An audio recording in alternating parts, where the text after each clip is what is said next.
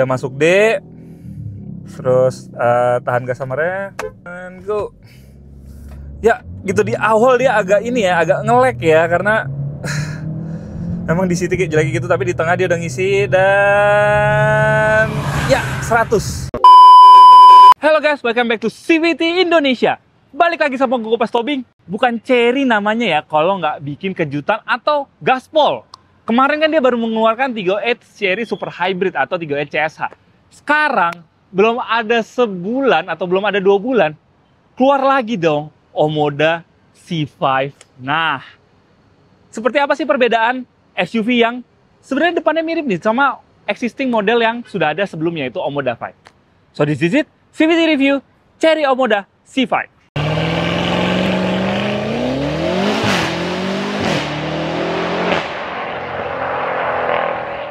Ya, mungkin kalian bingung kenapa namanya bukan Omoda 5 gitu ya. Jadi sekarang C5. Yes, kalau di luar sana kalau kalian lihat, Omoda itu bukan brand yang berdiri sendiri lagi. Tapi dia didampingi sama satu brand dari sub-brand Cherry, yaitu Jayco. Jadi di luar itu namanya jadi Omoda Jayco. Dan nantinya di Indonesia, ada kemungkinan Omoda ini menjadi lebur oleh Omoda Jayco. Jadinya sekarang C5. Yes. Nah, kalau ngeliat dari desain depannya, ya, kalau bisa kita bandingkan dengan Omoda 5 yang sudah ada di Indonesia sebelumnya, tapi yang sekarang yang baru adalah untuk DRL-nya itu bentuknya baru. Dia lebih besar jika dibandingkan dengan Omoda 5 yang sudah lebih dulu existing di Indonesia. Terus lower bumpernya dia sekarang juga pakai bahan plastik dan ini nggak dicat warna bodi. Karena asli dari material itu kelihatan warna hitam. Ya, ini di desain sampingnya. Ya, dia masih memaintain bahasa desain dari Omoda 5 yang kupe-kupean ya. Ini masih sloping roof, bagus banget. Jadi dia punya desain yang out of the box dan kelihatan seperti mobil yang jauh lebih mahal jika dibandingkan dengan harga semestinya. Spionnya dia juga desainnya sporty banget. Terus untuk head door handle-nya dia, ya desainnya masih sama jika dibandingkan dengan Omoda 5 yang sudah ada terlebih dahulu di Indonesia. Nah, sekarang yang beda adalah pada velgnya. Velgnya palangnya sekarang udah full black, jadi udah nggak ada tuh aksen merah. Kalau yang di RZ maupun GT itu aksennya orange ya. Dia memakai velg tuh di ukuran 18 yang dibalut dengan ban 215 R18. Itu aja dari desain sampingnya. Sekarang kita lihat desain belakangnya. Ini dia desain belakangnya. Nah, kalau kita lihat desain belakangnya, kalau kemarin kan gue udah muji-muji tuh mobil Yongkok, sekarang udah tobat. Emblemnya udah dikurang-kurangin. Sekarang, kenapa emblemnya nggak C5 aja di sini sama Omoda di tengah? Kenapa harus ada ini di sini torsinya? Jadi rame gitu di belakangnya. Untuk desain belakangnya sendiri, lampunya dia masih sama persis jika dibandingkan dengan Omoda 5 dan juga Omoda i5. Sudah full LED juga, bagus. Kalau dari belakang sini nothing special, nggak ada yang stand out gimana-gimana. Tapi kalau kita lihat bagasinya, dia bagusnya pembukaannya sudah power back door ya, bagus. Dan untuk ruang bagasinya itu cukup dalam sih. Jadi dia dibikin satu step ke bawah ya. Jadi ini bisa kalian tinggikan kalau misalnya kalian pengen, dan juga bisa kalian taruh ke bawah kalau misalnya kalian pengen ruang lebih. Kalau misalnya masih kurang, ternyata nggak ada ruangan di bawah. Itu udah ada ban serep yang space saver. Ya bagus lah, karena memang gue merindukan kehadiran ban serep sih, karena sekarang mobil kebanyakan EV, ban serepnya cuma diganti tire repair kit. Ya, untuk bagasinya sih cukup luas sih, dan ukurannya menurut gue ini sama jika dibandingkan dengan Omoda 5 yang sudah ada sebelumnya. Nah, ini dia interiornya, tapi sebelum kita bahas interiornya, jangan lupa like video ini, subscribe ke YouTube channel CVT Indonesia, dan nyalakan lonceng notifikasi. Main-main juga ke Instagram kami di @cvt.indonesia, dan website kami di cvtindonesia.co.id. Sudah? Terima kasih. Sekarang kita bahas interiornya ya. Ya, kalau interiornya, joknya dia masih sama persis dengan Omoda 5. Bentuknya sama, material joknya juga udah pakai kulit dan juga perforated. Headrest sudah ada sebanyak 3 buah. Untuk tinggi gue yang 182 cm, ini paha gue jujur agak gantung ya di sini ya, agak dingklik di sini. Joknya memang agak kecil. Terus kalau misalnya kita nyender kayak gini, itu sudut recline-nya tuh nggak pas, dia terlalu tegak. Untuk legroom, ini posisi mengemudi gue, tinggi gue 182 cm, dan untuk legroom dia masih ada 4 jari. Terus untuk headroom dia masih ada sekitar ya 4 jari juga, dan untuk footroom itu gampang banget masuknya sih. Jadi bagus. Terus juga ada armrest di sini, dan ada cup holder sebanyak 2 buah, dan di belakang sini sudah ada USB Type A port dan juga blower AC di belakang sini. Ya, dia belum ada Type C ya. Mungkin karena memang dia mengambil basis dari Omoda 5 yang belum ada Type C-nya di belakang sini. Ini cuma ada Type A aja. Agak ketinggalan zaman sih, tapi daripada nggak ada, lebih baik ada ya. Ya, ini dia baris depannya. Masuk. Ternyata dia masih sama ya, layout dashboardnya sama Omoda 5. Untuk head unitnya dia sudah support Apple CarPlay dan juga Android Auto. Terus juga ambient light juga bisa disetting sini, yes. Mobil ini sudah memakai ambient light untuk bagian depannya, tapi untuk penumpang belakang itu belum dapat ambient light. Ambient lightnya cuma ada di interior bagian depan aja ya. Ya, agak unik sih, tapi ya masih nice to have juga. Untuk joknya, dia pengaturannya udah elektrik untuk penumpang depan maupun driver seat udah elektrik. Untuk setirnya dia juga sudah support tilt dan juga teleskopik. Di tengah sini sudah ada center console yang udah dilengkapi dengan pendingin juga. Jadi kalau misalnya kalian bawa minuman dingin bisa dijaga kedinginannya di sini ya. Wireless charging untuk ngecas gadget kalian. Dan di sebelah sini ada icon kunci. Mungkin untuk misalnya kayak kalian kalau bingung naruh kunci di mana, kalian bisa taruh kunci di sini. Terus dia juga sudah ada sunroof di tengah sini, belum panoramik ya, sampai belakang dia cuma ada sunroof aja yang bisa ditutup dan dibuka di tombol tengahnya sini. Dan oh ya, mobil ini juga sudah dilengkapi dengan premium sound dari Sony seperti di Omoda 5 maupun i5 yang tipe teratas. Sekarang kita lihat dapur pacunya. Yes, kita buka nih. Kabel sini udah pakai pegas ya, dan sudah dicat warna bodi dan juga sudah dikasih peredam panas. Bagus banget.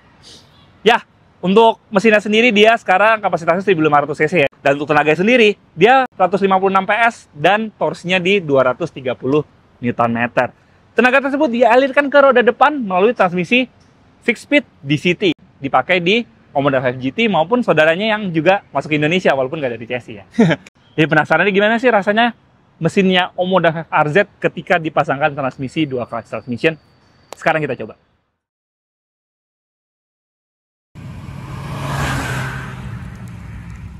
Ya, kalau berbicara soal feels mengemudi sih, ini sama persis ya jika dibandingkan dengan Omoda 5 GT maupun Omoda 5 RZ.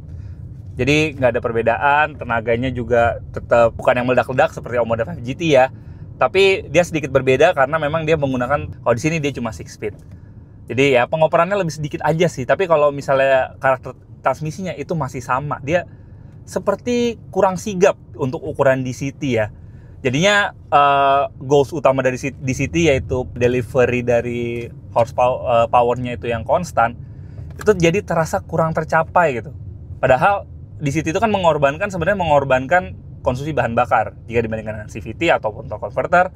Dia bukan yang paling irit ya. Tapi di sini tuh agak kurang kerasa feels DCT-nya, malah kayak CVT gitu. Dan secara konsumsi bahan bakar juga jadinya kurang irit ya. Ya mungkin konsumsi bahan bakarnya masih kayak yang lama ya bukan yang superior juga. Jadi kita kalau berbicara konsumsi bahan bakar nggak bisa berbicara banyak dengan mobil ini. Untuk bandingan suspensi sendiri dia bagus, dia belakangnya pakai multi-link suspension sama yang seperti digunakan di Omoda 5 GT.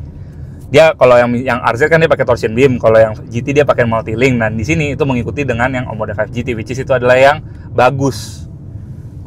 Tapi kita tunggu aja antar harganya. Apakah berbeda dengan Omoda 5 RZ ya. Terus untuk feel steer sendiri ya dia cukup direct, walaupun nggak direct amat tapi masih oke. Terus juga megang setirnya masih enak, feel steernya dia juga nggak terlalu hampa seperti khas mobil EPS zaman sekarang. Low speed seperti ini dia juga masih oke lah untuk cruising. Cuma kalau stop and go mungkin dia kurang enak ya, karena memang transmisi DCT biasanya emang agak jerky gitu. Omoda C5 ini dia sudah pakai ADAS sebanyak 10 ADAS dan sudah ada tambahan 2 ADAS baru, yaitu Traffic Jam Assist dan juga Intelligent Evasive System. Jadinya Intelligent Evasive System itu kerjanya gimana? Jadi dia kerjanya gini, misalnya kita pindah jalur nih, terus tiba-tiba pas pindah jalur ada truk di depan kita atau kendaraan lain. Dia akan nge-scanning ke jalur kanan atau jalur kiri yang kosong, dia akan berpindah ke jalur tersebut, memperkecil resiko terjadinya kecelakaan. Jadinya lebih aman. Dia sebenarnya bukan yang tiba-tiba narik mobil kita gitu ya, bukan, tapi lebih ke kasih input ke setir. Tetap kita harus ada intervensi dari tangan kita gitu.